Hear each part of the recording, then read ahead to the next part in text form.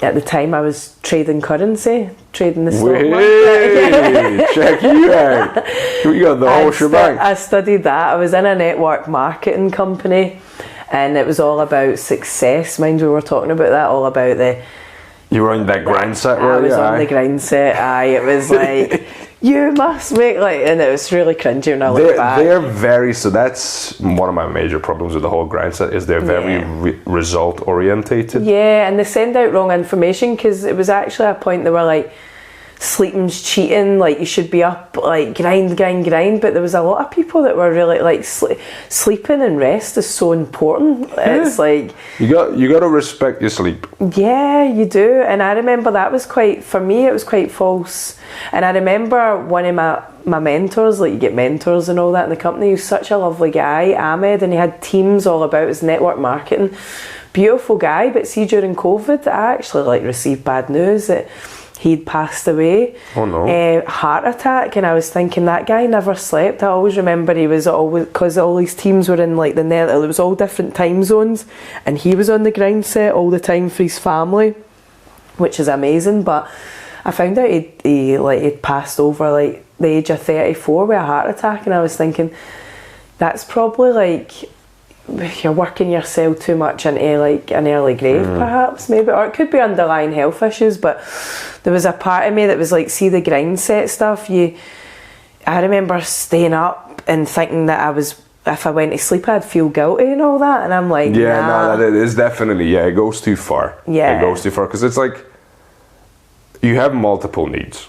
Yeah. And just doing the one thing is not. Unless, if you're one person that you only need to do one thing in your life, cool. Yeah, most of us need other stuff as well. Okay. No, you're right. You're gonna need your food, your sleep. No. Some of your friends. Exactly. You need it's a balance, and my dad kept saying that to me at the time. He was like, Jenna, you need balance in your life. Like, you're doing too much of one thing, you're just going to crash and burn. Like, I don't know. I mean, I don't know if it's balance, because this is a Jeff Bezos quote, so like the ultimate fucking capitalist. But I mean, he won capitalism, well done him. But he talked about something, he called it harmony instead of balance, because you might not need 50-50. No, you're right. But you might need the 10% of that thing. No, you're right, harmony, like coming, mixing everything in nicely. And figuring out your own recipe of like what. And I went off the word motivation. Kind of went off that word, because I was like, I'm more into like discipline. I think discipline's a good thing. Consistency. There you go, good words. Like doing I agree. Like it's the trick has been figuring out when something's hard to do. Is it hard to do because, well, I don't know. Just today it's tough and I'm getting demotivated because I'm not going as fast as I think I should be going. I know. Or do I actually need a break? And the thing is, sometimes those are very similar, and telling the difference can be. And sometimes I've noticed, right, I could be 100 miles an hour. I'm a lot better now, but doing all my stuff. And then when I take a rest, like say I just get a weekend, I'm like, I'm just taking a rest. And I do that now. See, when my rest is all restored, it like catapults me way forward again. I'm like, and so I'm learning to do that now. I'm learning to like totally rest and wind down a lot. I do like a wee night out and a wee couple of drinks as well. Yeah. I think it's important. I don't do it every weekend because it's not good for my mindset. Like, I don't like being hungover, so I wake up and I'm like, I can't be arsed going on my computer and I need to get back to people, and I have the fear and all that. I don't like feeling like that, so I don't do it too often. But I will go to people's parties and stuff. But whereas before, when I was doing the trading stuff, it was like, no parties, no this, no that. Focus.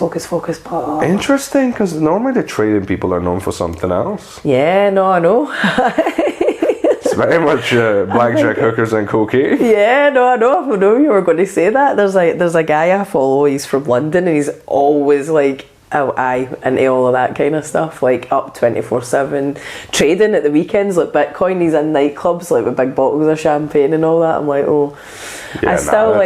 I studied it and I made good money, and I also lost money, a lot of money. And do you know what? I'm glad it happened to me, because when I was making good money, I was starting to get a wee bit ahead of myself, and I was a bit like, I'll get a Lambo and I'll get this and and that's not I'm sorry, the reason I'm getting the hat tilt is like, the Lambo? That's what you need? Do you know what I mean? And it's like, See now, my priorities and the things that mean things to me I'm so much more mature. Like it's like now to me success would look like your financial freedom and potentially like retiring your friends and family. To me that's success, and driving down the street in a Lamborghini. Like I don't know, like it's flashy, it's beautiful. Will I live my entire life without ever touching one? Probably. I won't fucking phase me. No, you're right, and I'm like that now. Like as long as if I can just travel, like that's what I want to do. Yeah, I love a bit of travel, but I'm like, I've been learning. There was one mantra that I realized that was kind of making me suffer a lot more than it was helping me, which was, if you're gonna do something, do it properly. Yeah.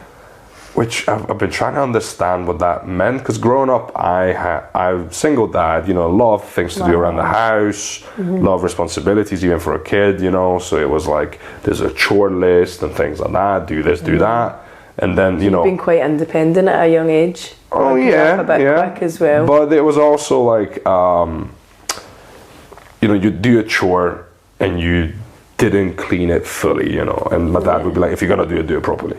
Okay. Yeah. If you're gonna put something down, you put it down in a way that's, you know, next person that picks it up, it's done, it's finished, whatever. But then I had to learn that you can't do everything like that. You can't be. Some things you will do just for fun. Yeah. And you'll just you fuck about with it. Yeah, there was multiple problems with it. Like the way I sort of internalized it to myself, because he didn't mean it that way. I'm aware of that. Right, but it's been kind of in your subconscious probably, and like growing, and then you hear it when you get older. And, and also and also I think in the environment of like my dad being the only adult in the house from the age of 8, you kind of really want his approval. Yeah. Because you haven't figured out how to. And then you're thinking, when I do this, I need to make sure like that's to that standard and not your own. It's like, oh, is this okay? Like, So you're like not fully aware of like you can be okay with yourself without other people's approval and stuff. 100%. So it was very much like chasing that. Is that okay? Are we cool? Yeah. So just taking a step back, and being like, some things you can do mediocre. Yeah. No, you're so right. As long as you know, listen, I'm just doing this for fun. Yeah, no, definitely. And there was a part as well when I was shutting down my clothing lines, like, so this is my third one.